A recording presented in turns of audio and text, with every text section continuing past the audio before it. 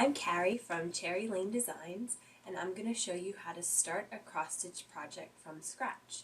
If you have a kit, you'll have a pattern, the fabric that you need to complete the pattern, all of the thread involved in the project, some needles, and the things that you might be missing are a pen, a pair of sharp embroidery scissors, and an embroidery hoop.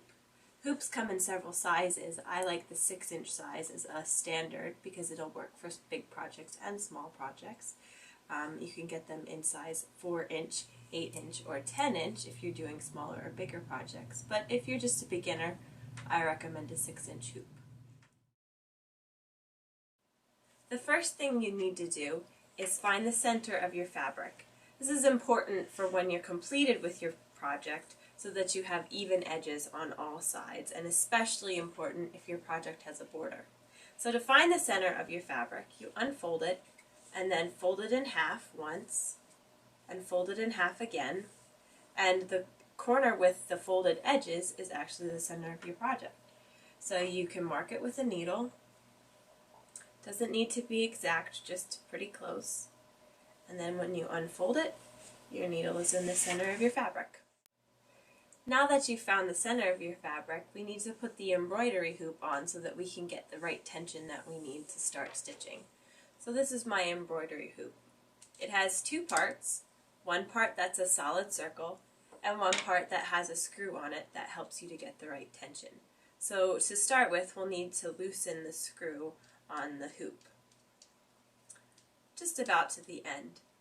Then this side with the screw goes on top of your fabric, and the side that doesn't have the screw goes underneath, and trying to keep the fabric centered. And then you just push them together like so, holding them together. It'll be loose because we loosened the screw, so we just want to tighten the screw up again.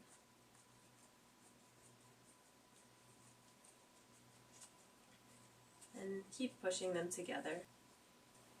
Once the screw is pretty tight, you need to pull the fabric out a little bit so that you can get rid of any bumps that are in there. And the tension is right on this one now. Now that you've found the center of your fabric and gotten the tension correct with the hoop, it's important to find the center of the pattern so that we can match the two together. So to find the center of the pattern, you just have to look for a couple of clues. Most patterns will have arrows on the side and the top to mark the center.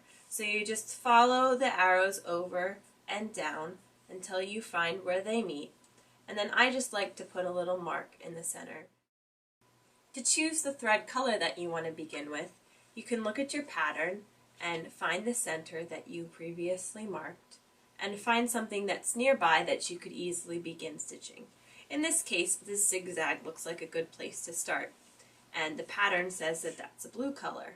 So I'm just going to find the blue color either in my kit, or if you don't have a kit, you can go to any one of your craft stores in your local area and purchase the thread colors that you need.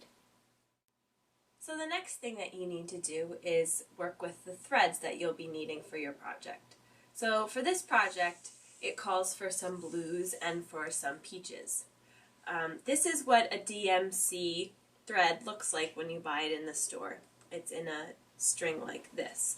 I like to take them from this and put them on these little papers so that I can keep track of them in my thread box. So the most important thing to know about threads is that they come with 6 strands. I like to choose a length of thread about 2 feet long to work with when I'm beginning.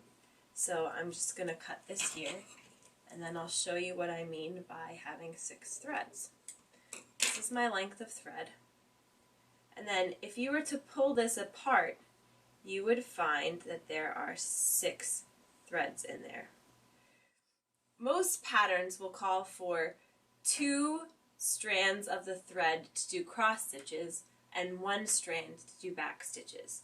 So you'll need to read your directions carefully to find out how many threads that you'll need to be working with. I'm going to assume that we need to work with 2 threads. So what I do is select 2 of the 6 from the long thread, and then I just pull it apart like this. So now I have the 2 threads that I need to begin my project. If you have a kit, you're going to have the perfect size needle for your project. If you don't have a kit, then you'll need to buy a needle. And I like to buy a size 22 tapestry needle because it's blunt on one side and it has a pretty big eye for threading. So you just take your 2 strands of thread and you thread them through the needle. And when you're done with that, you're ready to start stitching.